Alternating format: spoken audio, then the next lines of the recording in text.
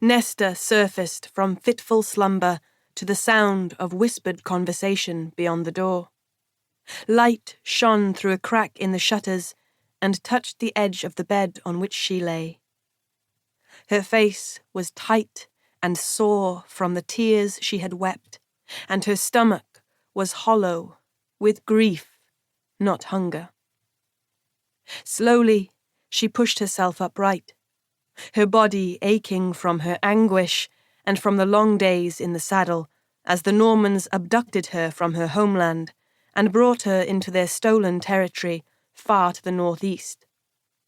The paths and the greenery had changed little as they travelled inland, but she had lost the salt tang of the sea and all of her bearings. Yesterday morning, reaching a crossroads, they had separated her from her mother and the rest of the household. She had clung fiercely to Gladys, who in turn had fought tooth and nail to hold on to her daughter, but they had been torn away from each other by the brutal strength of the soldiers, dragged in their different directions, kicking and screaming until they were tied up and slapped to silence.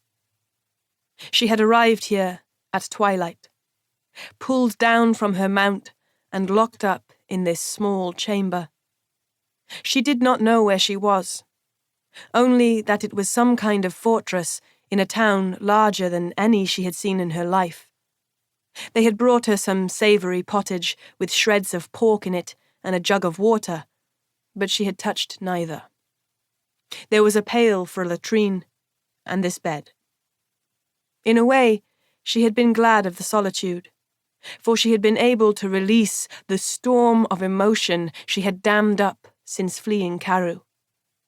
All the grief, all the terror, rage, and hatred had poured from her in thrashing screams and tears until she was deflated and empty.